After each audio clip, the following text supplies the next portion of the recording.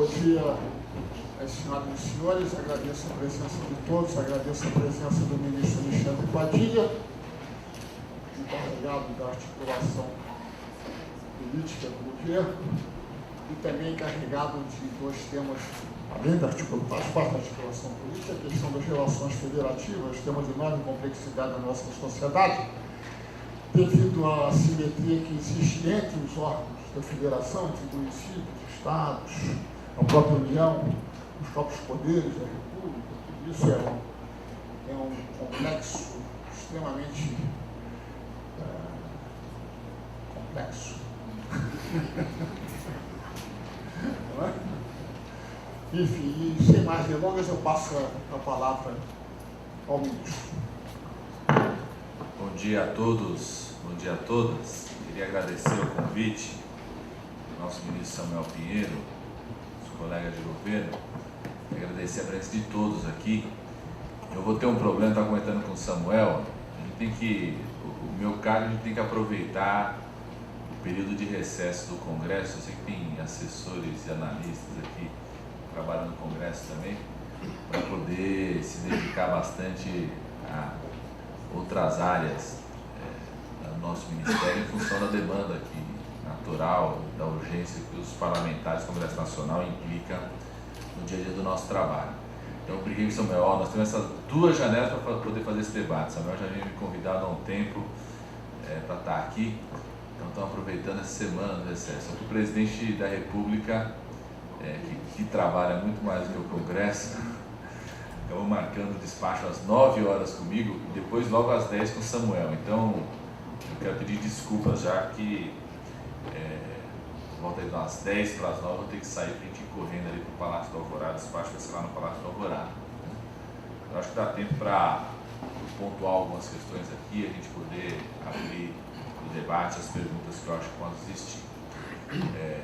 A própria existência do Ministério das Relações Institucionais, da Secretaria de Relações Institucionais, e quem acompanhou a formação e a constituição do governo sabe que não existiu desde o começo do nosso governo, é a expressão de um certo amadurecimento durante o governo do presidente Lula e depois reproduzido por outros governos estaduais.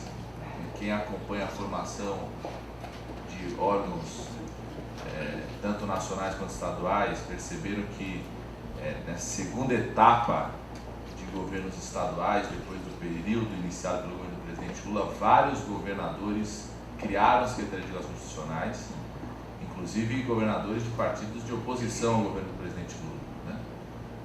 Só vou citar exemplos bastante positivos e outros negativos, né? Um dos atores principais do grande escândalo, né, do exercício da governabilidade do GDF aqui em Brasília era o secretário de Relações Institucionais do GDF, né, criado durante o governo Arruda, né?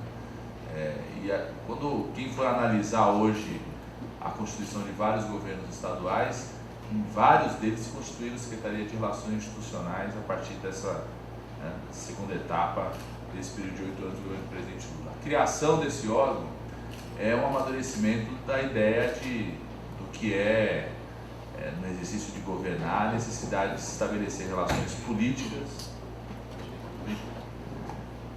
relações institucionais, relações com atores políticos, sociais, econômicos, para o exercício da governabilidade, para a garantia que todo governo tem que ter da sua capacidade de dirigir a sociedade e suas instituições a partir de um certo projeto do país que ele apresenta, né?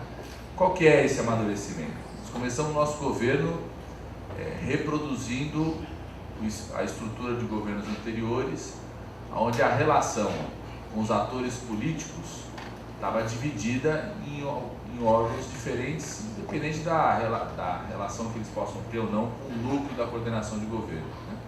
Tradicionalmente, por exemplo, a relação com o Congresso, a articulação política no nosso país, em vários momentos, né, sobretudo no período democrático, foi feito pelo Ministério da Justiça, né, que às vezes misturava um pouco as responsabilidades do Ministério do Interior, né. No período mais recente, a responsabilidade das relações políticas foi feita por uma estrutura chamada Secretaria-Geral da Presidência da República, né. depois a própria chefia da Casa Civil da Presidente da República, que foi a estrutura inicial no começo do nosso governo. Agora, o que tem de diferente é que em todas elas, a relação política, a articulação política, muito pautada na relação com o Congresso, né, a governabilidade do dia a dia da relação com o Legislativo Nacional, estava absolutamente separada de qualquer estrutura de diálogo com os atores políticos da federação, com os governadores e prefeitos, e absolutamente dissociada de qualquer instrumento permanente de diálogo e construção de governabilidade com os atores sociais, né? Até porque antes do governo do presidente Lula se dava muito pouco espaço efetivo para o diálogo com os atores sociais como elemento fundamental da gestão do exercício do papel de governo, né? Então, quando num certo momento o nosso governo do presidente Lula constitui o Ministério das Relações Institucionais, isso aconteceu no primeiro momento no ano de 2004, com o Ministério da Coordenação Política e o amadurecimento final em 2005, né? E no meio, inclusive, de uma crise de governabilidade que o governo teve, né? Associando nesse Ministério estruturas de diálogo com o conjunto dos atores políticos, institucionais, sociais e econômicos, que seriam os atores fundamentais para garantir a governabilidade, se amadurece uma ideia também de exercício de governabilidade do nosso governo, que é a SRI. Dentro dela tem uma estrutura específica de relação com o Parlamento, que é a Subchefia de Assuntos Parlamentares, né, que coordena um conjunto de assessorias parlamentares que estão disponíveis em todos os ministérios, ou seja, tem um papel de coordenação da relação dos vários órgãos de governo com o Parlamento, da relação do Presidente da República com o Parlamento. A Subchefia de Assuntos Federativos, né, que é o órgão que eu coordenei no primeiro momento, que faz a relação com os governos estaduais e governos municipais, e tem o componente, coordena também uma estrutura de assessores federativos para todos os órgãos, ou seja, tem o papel de coordenar dentro do governo a relação dos vários órgãos do governo com os governos estaduais e municipais, da relação do presidente com esses entes, e o Conselho de Desenvolvimento Econômico e Social, que é o espaço de relação da sociedade civil, também criado pelo nosso governo, do governo do presidente Lula desde 2003, que reúne hoje 90 líderes empresariais, trabalhadores, universidades, organizações não governamentais. Então a ideia é de que o exercício da governabilidade se dá não só pela relação pontual com o Parlamento, mas se dá com a relação política, pactuando-se o projeto, construindo agendas comuns com o Parlamento, com os governos estaduais e municipais e com a sociedade civil, e que essa relação tem que estar num órgão único e dentro da Presidência da República, né, fazendo parte da Presidência da República, é um amadurecimento do nosso governo da arte, né, de como que constituir relações, base política, social e econômica é fundamental para conduzir qualquer projeto, né? E essa é a inovação do governo do presidente Lula, que passa a ser reproduzida por outros governos estaduais, governos municipais, a partir daí, né? Naquela estrutura inicial de 2003, se colocava na Casa Civil o órgão de coordenação do governo e da relação com o Parlamento e com os governadores e prefeitos, né? A SUPAR, nossa Subchefia de Assuntos Parlamentares, fica dentro da Casa Civil, a Subchefia de Assuntos Federativos também fica dentro da Casa Civil, e separado, né, um Ministério específico para o Desenvolvimento Econômico e Social, foi amadurecimento para um órgão único. Então acho que essa é a primeira questão fundamental. O exercício da governabilidade se dá hoje por esse governo, não só por uma relação pontual com o Parlamento, mas com um conjunto dos atores políticos que estão na sociedade civil, nos entes subnacionais, não gosto muito desse termo, mas é um termo usado em outros países, né? Os governos locais e regionais, e na própria relação com o Parlamento. Então, acho que esse é um conceito importante. Um outro é lógico que isso é assumido por nós, né? Mas eu acho que tem que ser fortemente assumido pelo mundo do governo, a gente não entrar numa polarização ou numa dicotomia que às vezes uma análise, eu diria, superficial faz, do discurso do que é política de governo e o que é política de Estado, né? Como se o exercício da governabilidade no dia a dia fosse só política de governo, fosse só promover mudanças e arranjos para dar sustentabilidade a esse período de governo. Lidar com esses atores políticos e institucionais tão complexos como disse Samuel Pinheiro, e que carregam uma certa cultura não democrática, né, ou uma certa incipiência no amadurecimento das instituições democráticas no país, carrega culturas tradicionais de como são as estruturas partidárias, ou da relação da construção de maiorias políticas no parlamento, ou de culturas tradicionais da relação entre os entes governos estaduais, municipais com o executivo federal, por conta da concentração dos recursos da União, ou da cultura de não dialogar com a sociedade, né? O exercício da governabilidade não é só um exercício que provoca mudanças para sustentar esse governo. Ele provoca mudanças profundas na estrutura do Estado brasileiro, e isso como algo central para sustentar esse governo e para sustentar um projeto de mudanças ao longo de vários anos, né? Não é possível trabalhar, enfrentar a estrutura desigual, a cultura tradicional da relação política, né? Seja no legislativo, seja no federativo, das relações federativas, ou na nossa sociedade civil, sem provocar profundas mudanças nas instituições brasileiras, né? E, em certa medida, constituir reformas, sim, da estrutura do Estado brasileiro. Então, é um espaço, esse da governabilidade, ele não é exclusivo, né, do nosso Ministério. O nosso Ministério tem o papel de coordenar, juntar forças, articular isso com um dos vários ministérios com os quais nós dialogamos permanentemente, né, rompe essa dicotomia que às vezes é superficial entre política de governo e política de Estado, né? E aí eu vou tecer um pouco comentário sobre essas três áreas, tentando dialogar daquilo que nós avançamos e, sobretudo, da projeção para o futuro de questões que eu acho fundamentais, buscando dialogar, inclusive, com o esforço fabuloso que o nosso Samuel Pinheiro está fazendo do Brasil 2022, né?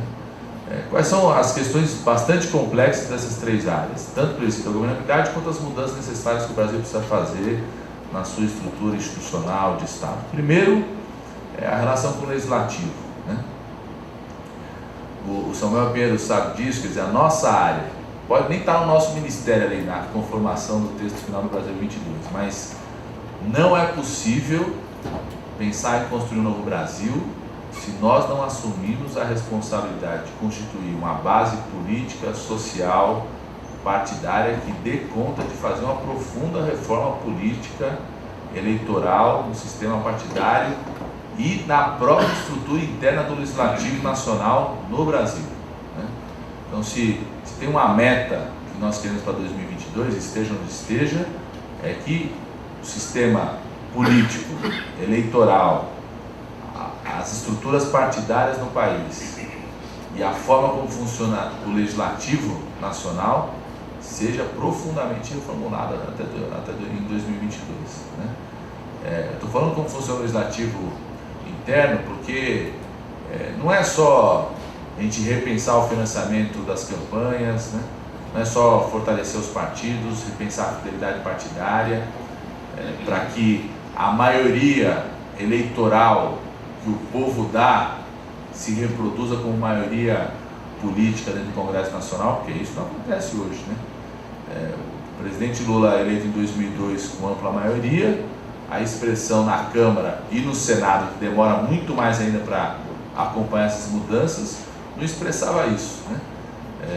Em 2006, uma vitória ainda mais forte no segundo turno, e a mesma coisa, quer dizer, a maioria na Câmara e ainda no Senado não expressava isso, né? Ou se promovem profundas mudanças nisso, ou nós vamos construir um novo Brasil, né? Vamos construir um novo Brasil. Não é só essas estruturas partidárias, não é só a legislação eleitoral, né?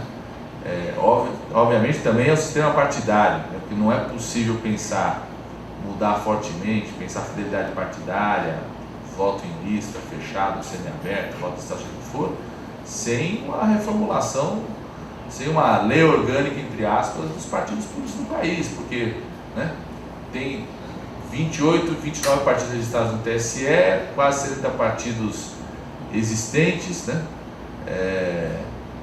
que as decisões, às vezes, dos partidos são absolutamente cartoriais, né? Às vezes a convenção é uma ficção, né? Todo mundo sabe que tem convenções partidárias que a pessoa faz o partido faz a convenção hoje e o livro da convenção fica aberto, o termo é ficar aberto, né? Durante 15, 20, 30 dias, né? Não é só no Brasil, todo mundo sabe disso, né? Como também o funcionamento do legislativo. Samuel Pinheiro sabe a dificuldade que é aprovar um acordo internacional no Congresso Nacional, por conta do regimento, da estrutura, do papel que o presidente da Câmara tem, ou o presidente do Senado tem, né? Da relação presidências, presidentes das comissões, colégio de líderes com o chamado baixo clero, né? Ou seja, dentro do legislativo brasileiro hoje se reproduz uma estrutura extremamente desigual de participação política, né, dos atores políticos, dos parlamentares, que de uma certa forma isso rebate qualquer grau de participação política que a sociedade tem sobre esse legislativo, né? E isso tem interferência direta e imediata na condução das matérias legislativas, né? Ano passado a gente aprovou 10 acordos internacionais. No primeiro semestre, Samuel, você teve um pouco mais de azar, porque já tinha saído do Itamaraty, nós conseguimos aprovar 42 nesse primeiro semestre, né? Comparado aos 10, né? Mas o exercício de aprovar acordos internacionais mostra que o legislativo está muito aquém do papel que o Brasil assume no mundo hoje, né? E que vai assumir cada vez mais em 2022, certo, Samuel? Então, essa é uma meta fundamental. Quer dizer, o Congresso Nacional, o sistema partidário, a estrutura partidária, tem que cada vez mais representar o que é a sociedade e o que é o poder do povo. É isso que é a República, né? E hoje não reproduz isso, né? Então, essa é uma meta fundamental. Sem perseguir essa meta, é muito difícil construir condições de governabilidade em relação ao legislativo que não dialogue permanentemente com o que nós chamamos da relação do varejo, que é legítimo também, né?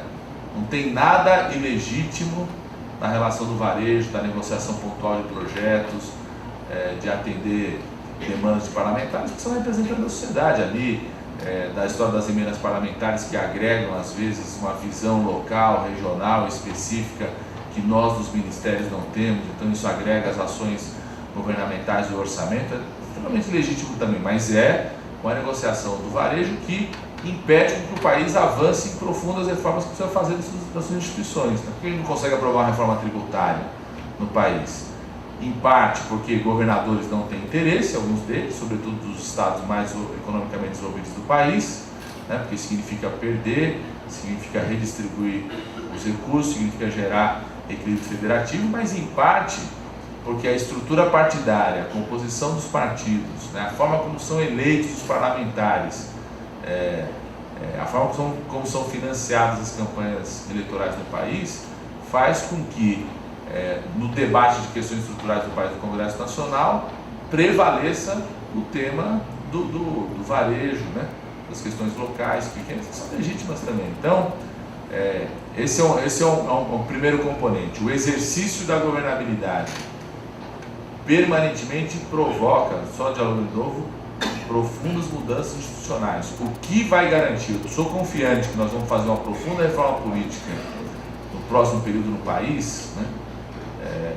E até 2022 nós vamos mudar o sistema partidário eleitoral, vamos fazer em partes também o processo de reforma política. O que vai garantir isso é o fato de, no exercício da governabilidade, no segundo mandato do governo do presidente Lula, nós temos inaugurado no país a ideia do governo de coalizão, né? A forma como nós compusemos o governo no segundo mandato é absolutamente diferente da forma como nós compusemos o governo no primeiro mandato, né? A forma como nós compusemos o governo no segundo mandato foi um espaço de reunião com os presidentes dos partidos, constituindo um conselho dos presidentes dos partidos e negociando a partir dos presidentes dos partidos a sua composição. Isso é diferente, porque valorizou os partidos políticos, né? Vamos falar aqui, né?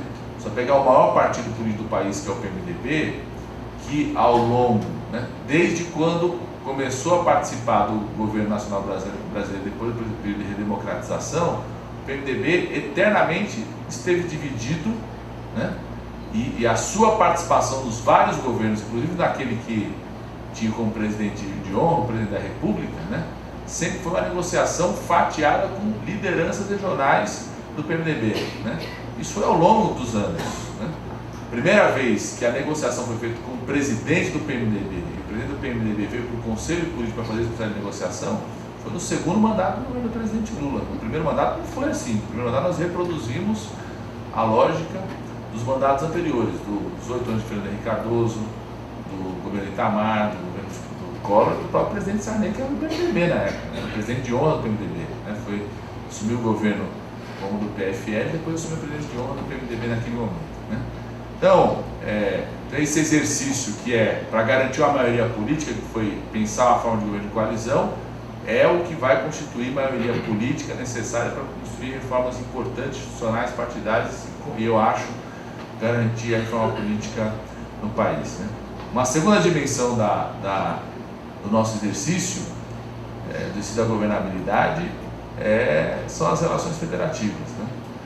E a grande questão, são duas grandes questões, né?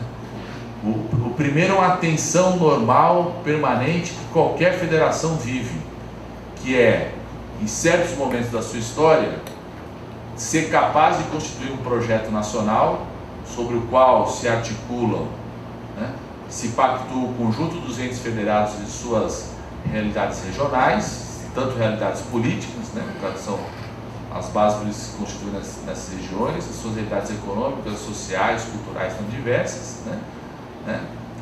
Então, em alguns momentos da história do país, essa federação se repactou em cima do projeto nacional, ou o outro polo da tensão, que é a ausência do projeto nacional e o reforço dos contenciosos federativos, né? Que foi o período da política dos governadores, todo mundo aqui sabe, né? No começo do século passado, né? Que foi fortemente a disputa sobre o período do ajuste fiscal e a sua decorrente disputa, que foi a guerra fiscal que os estados fizeram, certo? Então esse é um primeiro componente da relação federativa, né? É possível ter capacidade de pactuar com os entes federados tão diversos no país quando você aponta a necessidade de que eles colaborem com o projeto nacional, né? Então a capacidade de construir um projeto nacional é central para qualquer processo de pactuação e repactuação da Federação Brasileira. Foi assim desde a abolição da escravatura, né?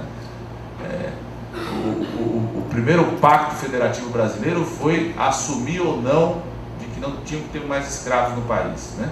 Alguns países tiveram que fazer isso com guerra, todo mundo sabe a história da guerra nos Estados Unidos, né? O Brasil conseguiu fazer isso sem guerra e enfrentar resistências locais, regionais, de oligarquias regionais naquele período que defendiam na prática a escravatura que vai continuar, né? Esse foi o primeiro exercício do novo pacto federativo no país, né? Então, o exercício, durante os 8 anos do governo do presidente Lula, de chamar alguns temas nacionais sobre os quais a federação tinha que se repactuar, é o grande exercício de puxar para que esses atores se construam um consenso em cima de alguns projetos nacionais. O que eu estou falando? Por exemplo, aprovar o Fundeb, né? Que é um grande pacto federativo onde você retira recursos de vários níveis da federação para redistribuir entre eles, né, em cima de um certo projeto nacional que é melhorar a educação básica. Isso que é o Fundeb, né? Já tinha sido o primeiro exercício do Fundef antes, e o Fundeb ele corrige distorções do Fundef e avança muito porque começa a colocar a participação da União nesse pacto, né? Isso é um exercício do Pacto Federativo. Todo mundo fala assim, não precisamos retomar o Pacto Federativo. Não existe um Pacto Federativo só, né? O discurso que temos que retomar o Pacto Federativo é não conhecer a diversidade da administração pública no país, de como se institui os papéis que tem esses vários níveis. Nós vamos constituindo um conjunto de pactos federativos sobre grandes temas nacionais. É assim que se vai constituir. Não vai, de uma hora para outra, refundar a Federação Brasileira, né? Só se tiver uma guerra, certo? Uma guerra ou qualquer outra coisa, uma grande crise institucional que exige isso. Infelizmente nós não vamos ter, né? Você vai repactuando a federação, constituindo alguns pactos em cima de grandes temas nacionais. o Fundeb é um deles, né? Estou falando porque o Fundeb tem um tema mobilizatório que é educação básica, né? Valorização dos professores, do magistério, tem recursos para educação básica e tem mudanças institucionais claras, né? Que recompõem esse pacto, que é isso que eu falei, é você estabelecer vínculo orçamentário dos vários níveis da federação e retirar de um e colocar para outro, porque é isso que você faz, você redistribui dentro dos níveis federativos, né, intra-regionais ou de um estado para o outro, né, você redistribui os recursos em toda a educação básica. Então, preocupado ali com o tempo, né? A repactuação, por exemplo, o governo do presidente Lula foi o primeiro que fez a distribuição de contribuições da CID, né? Partilhar a CID entre União, Estados e municípios, né? Esse é um exercício de repactuação da federação. A lei de consórcios públicos, o que é isso, né? É um tema mobilizatório, ou seja, o conjunto de níveis da federação se repactuar em cima de um determinado tema, serviços que são comuns para aquele território ou para áreas temáticas, né? É um tema mobilizatório no primeiro momento, a constituição de fóruns, de consórcios não administrativos, de espaços de reunião, territórios da cidadania, em cima de uma certa lógica territorial, aprendendo questões comuns, se unificando, se repactuando vários níveis da federação para isso, o governo federal colaborando com estados e municípios, e chega a um novo arranjo institucional, com nova lei, que permite, né, que é uma mini reforma de uma parte do Estado brasileiro, que é a ideia de você poder ter sim consórcios públicos, ou seja, né, ultrapassar os vários níveis da federação para assumir responsabilidades comuns, né? Nós estamos para criar agora, já foi criado, porque foi via MP, vai ser ratificado no Congresso Nacional, um consórcio público da União, Estado, Governo do Estado do Rio de Janeiro e município do Rio de Janeiro, para organizar todo o processo das Olimpíadas de 2016, quer dizer, uma pactuação entre vários níveis da federação, que constitui um novo arranjo institucional, vai constituir uma empresa específica para isso, né, com participação desses vários níveis. É o que é, por exemplo, bancos regionais de desenvolvimento, como do Codesul lá, o Banco Regional de Desenvolvimento do Sul, BRDF, que é a primeira autarquia interfederativa, né, que existiu, foi criada ainda na época de João Goulart, e que durante o nosso governo, além da gente reforçar essa autarquia, reposicioná-la no papel importante que tem, agregamos o Mato Grosso do Sul pelo papel que ele tem no Codesul, né? Então esse é um primeiro polo das relações federativas, sua capacidade de repactuar a federação em cima de grandes temas nacionais. Foi assim em torno do combate à pobreza, foi assim em torno da educação básica, foi assim em torno do PAC, que é o Programa de Aceleração do Crescimento. Então, a repactuação, União, Estados e Municípios, sobre a prioridade de investimento em habitação e saneamento, né? É você drenar demandas que vinham pontuais de prefeitos, governadores, que a gente recebe demanda o tempo todo sobre questões muito específicas e setoriais, que pode ser do interesse local, político, social, das bases que constituem aqueles municípios ou estados, dizer o seguinte, vocês têm essas demandas, mas o governo nacional quer pactuar com vocês um grande projeto nacional de investimentos que esteja focado na habitação e no saneamento. E agora no PAC 2, habitação, saneamento, qualidade de vida dos espaços urbanos, saúde relacionada à qualidade de vida do espaço urbano, educação e assim vai.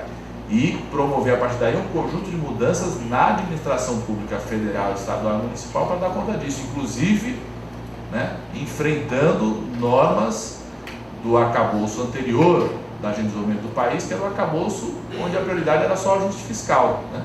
Para sustentar e ampliar tanto o PAC 1 quanto o PAC 2, nós estamos mudando um conjunto de normas que restringiam a capacidade de investimento da União, dos estados e dos municípios, isso em cima do pacto político. Precisamos ampliar a capacidade de investimento de cada um para alavancar o conjunto de investimentos em infraestrutura, habitação e saneamento do país, né?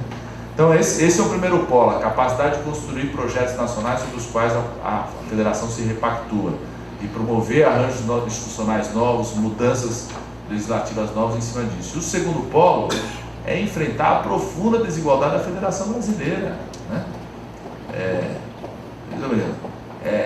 A nossa federação, a sua desigualdade, né, desigualdade que o país tem, desigualdade regional, se expressa em níveis e entes federados absolutamente desiguais, né? Primeiro que os municípios, todo mundo sabe aqui, só foram reconhecidos como entes federados próprios na Constituição de 88. Antes de 88 não eram nem reconhecidos como entes federados próprios, né? Logo depois teve um processo de abertura da criação de estados e municípios que agravou e intensificou essa desigualdade, né? É interessante que no estado de São Paulo convive a maior cidade do país e a cidade de São Paulo com o menor município do país, que é o município de Borá, que tem 800 habitantes. Estamos lá no estado de São Paulo, né? Borá, no interior de São Paulo. E as responsabilidades constitucionais de São Paulo e de Borá são as mesmas, né? Com um arcabouço institucional, capacidade institucional instalada, receitas absolutamente diferentes de cada um deles, né? A profunda desigualdade que tem hoje, que é muito crescente e forte entre as capitais e os municípios periféricos da região metropolitana, que não é um problema só do Brasil, não, né? O Samuel Pinheiro sabe, a gente estabeleceu uma cooperação forte, descentralizada, Brasil-França, inclusive foi um dos primeiros acordos de cooperação descentralizados construídos pelo Brasil, né? O esforço Samuel ajudou muito nisso, o Celso Amorim também, né? No Itamaraty, está lá no Congresso Nacional, nós estamos para aprovar. Um dos eixos dessa cooperação Brasil-França é o tema dos municípios periféricos em torno das capitais, né? Que a realidade que existe em torno das capitais é a realidade que existe em torno de Paris, né? Onde você tem na capital uma alta concentração de serviços de qualidade, né? De capacidade de arrecadação de impostos, e no entorno uma profunda população empobrecida, que melhorou muito de vida, né? Ao longo desses 8 anos de governo, né? A ascensão de 35 milhões de pessoas para a nova classe média acontece fortemente nessas cidades do entorno das capitais, mas que tem o nível de renda per capita desses municípios, às vezes 10, 15 vezes menor do que o da capital. Você pega a região metropolitana de São Paulo, né? Pega o que é a renda per capita, a receita per capita da prefeitura de Carapicuíba e compara com a prefeitura de São Paulo, que é o terceiro orçamento do país, chega a ser 15 vezes menor a receita per capita daquele município. E as responsabilidades constitucionais dos dois são as mesmas, né? E invariavelmente cabe aos municípios periféricos assumir, né, aquilo que tem a maior conta de que os municípios centrais das capitais não assumem, né? Esse é outro tema. O outro que é esse tema quente que está aí, que é o tema da distribuição das arrecadações e riquezas que advém da exploração mineral ou do petróleo, né? Nós estamos fazendo uma profunda mudança no marco regulatório do petróleo com a aprovação do novo marco regulatório do pré-sal. Uma profunda mudança, talvez a maior mudança institucional que o governo do presidente Lula está fazendo, né? Que é estabelecer uma forma, já tinha feito também no sistema energético brasileiro, mudar o padrão de relação do setor privado em uma área estratégica como o petróleo, né? Para o Brasil e para o mundo, né? E dizer que a riqueza advinda do petróleo vai para um certo fundo social que vai investir em educação, sem tecnologia, assim vai, né? Foi um forte embate de modelos de projetos no Congresso Nacional. Lógico que foi entre o que é a base do governo e o setor de oposição, que defendia o modelo anterior da lei de petróleo, o modelo de concessão, né? Foi um forte embate, foi a maior vitória política que o governo teve, tanto na Câmara como no Senado, aprovar a ideia do modelo de partilha e a ideia do fundo social, aprovar a Petrosal, né? E a capitalização da Petrobras. Todos eles foram fortemente questionados. Agora, o grande debate acabou virando o tema dos royalties, né? Que contaminou, aí não tem base, não tem oposição, cada um é o seu, é Rio de Janeiro, né? Ou não. Isso é decorrente da profunda desigualdade que tem a Federação Brasileira. Então, e esse tema para nós é um tema central hoje, porque ou você enfrenta a desigualdade, mas com certas diretrizes nacionais de como que nós vamos enfrentar essa desigualdade, e aí dizer para nós não vamos permitir que essa riqueza do pré-sal vire gasto corrente para estados e municípios, né? Ela ela tem que se transformar, e aí é o papel da União, de liderar um projeto nacional. Ela tem que ser repartida assim, tem que ser um objeto que estimule a redução da desigualdade entre os níveis da federação, entre os entes federados, entre as várias regiões do país, mas ela tem que ter um destino claro e concreto, que é investir em educação, ciência e tecnologia, para que a riqueza mineral sirva de poupança para se transformar numa riqueza social, cultural e humana para esse país. Nós não podemos permitir que a doença do petróleo, que acontece em pequenos municípios hoje, né, se dissemine para todos os municípios brasileiros. Esse que eu estava falando, esse é o papel da União, né, ou da capacidade de construir um projeto nacional para enfrentar o polo, né, da discussão só do projeto local, regional. Né. Esse é a atenção permanente. Então,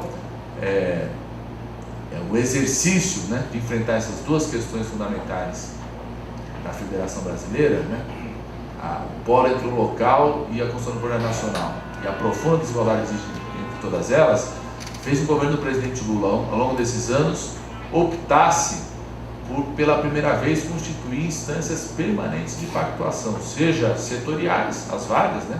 A experiência das comissões tripartidas da saúde se disseminaram para todas as outras políticas públicas. Hoje tem comissão tripartite em toda a política setorial do governo, né?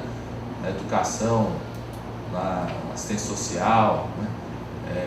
Ministério da Cidade, né? Instâncias tripartitas de pactuação, e criou uma instância tripartite não setorial, mas central, com chefes de governo, né?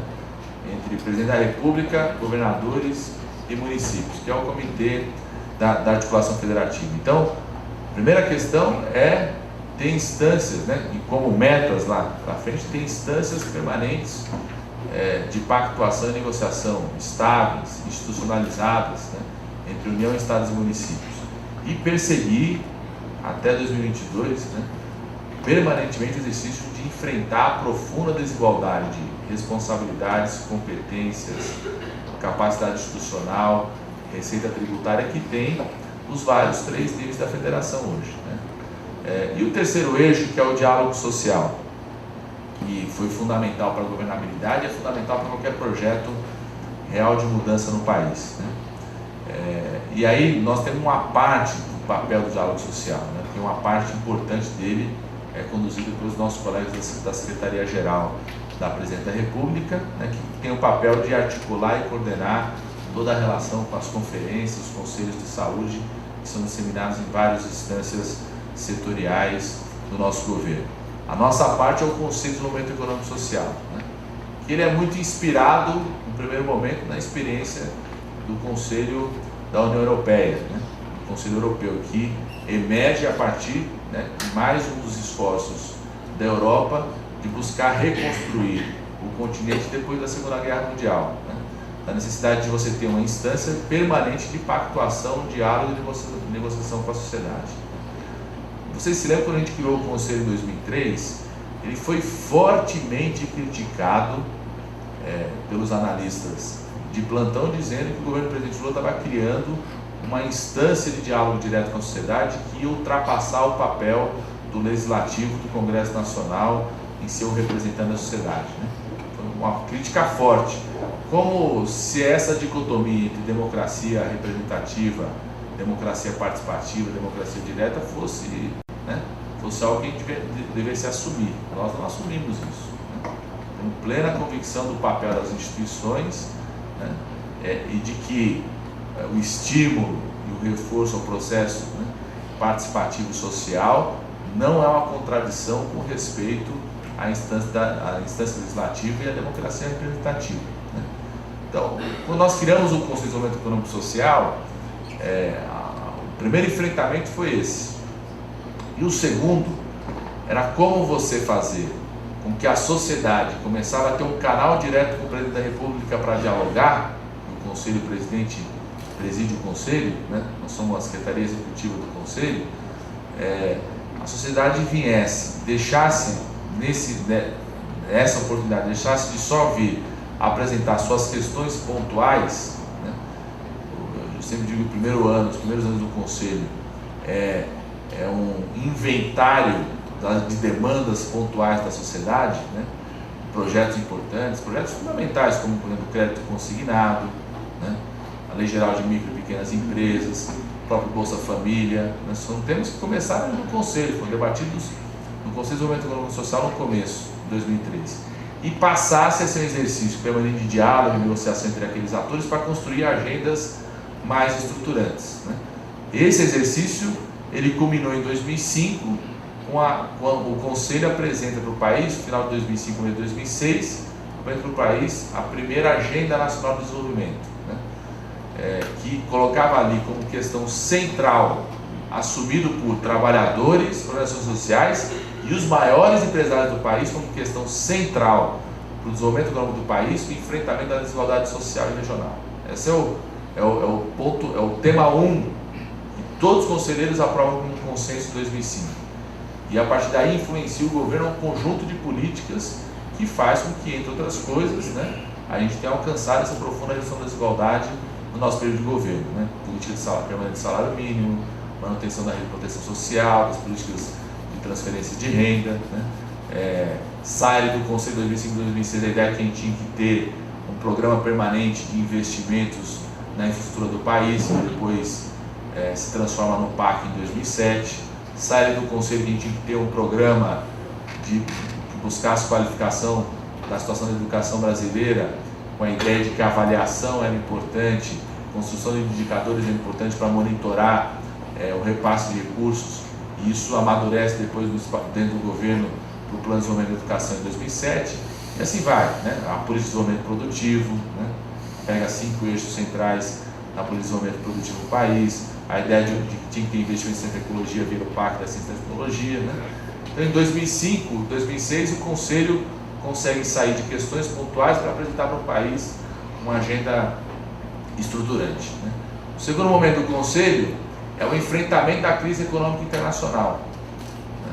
O Conselho se transforma num espaço de negociação e diálogo entre o governo, empresários e trabalhadores para pensar e aplicar medidas de enfrentamento da crise econômica internacional, né?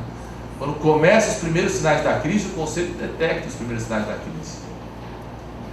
Nesse diálogo dos empresários, sinaliza mais fortemente, inclusive para os ministros da área econômica, os sinais da crise, né?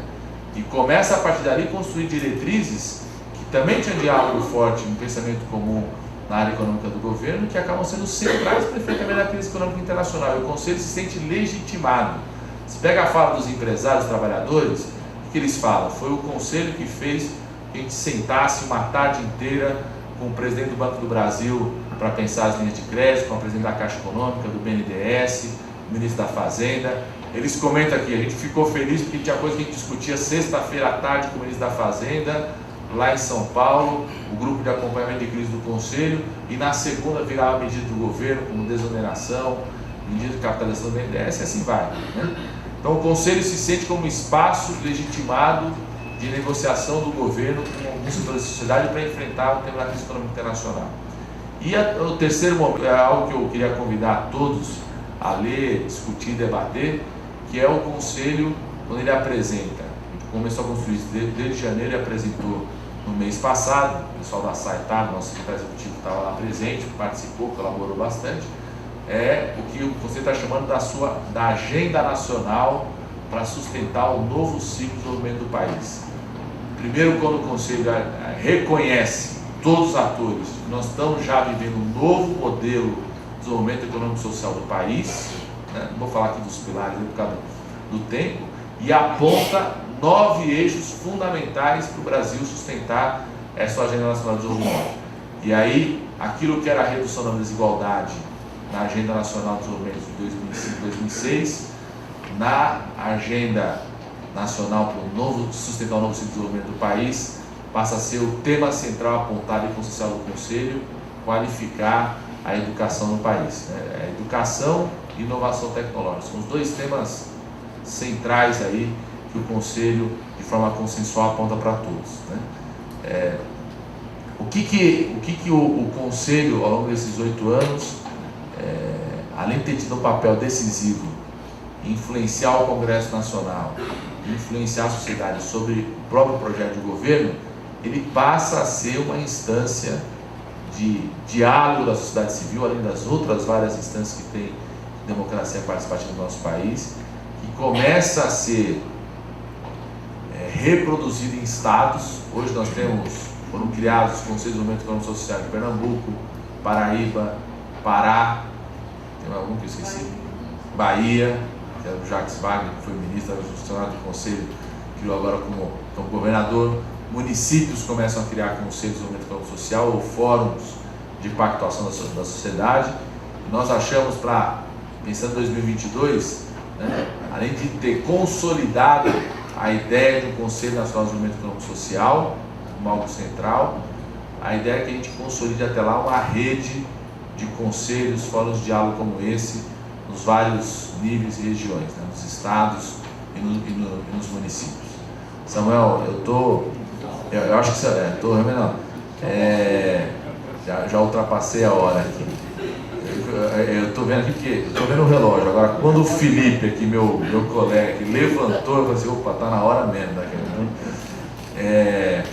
Então, eu acho que um pouco essa da mensagem. Infelizmente, vou ter que sair, mas eu me disponho, Samuel, se vocês quiserem um outro dia marcar para a gente ouvir as perguntas, as dúvidas que devem existir, os comentários, né? Mas dizer que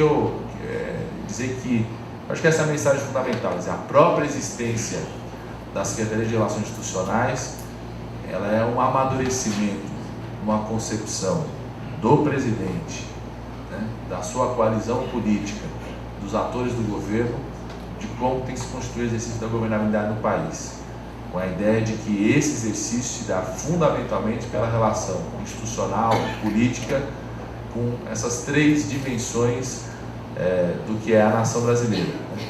Os atores políticos do legislativo, os atores políticos que compreendem os vários níveis da federação e a sociedade civil. E que é com esse pacto, com essas três dimensões, que é possível sustentar um projeto de governo no país e dirigir a sociedade no sentido de se associar a ele, né? E que para isso precisam de profundas mudanças institucionais no país que possam dar sustentação a esse projeto. Obrigado aí. Desculpa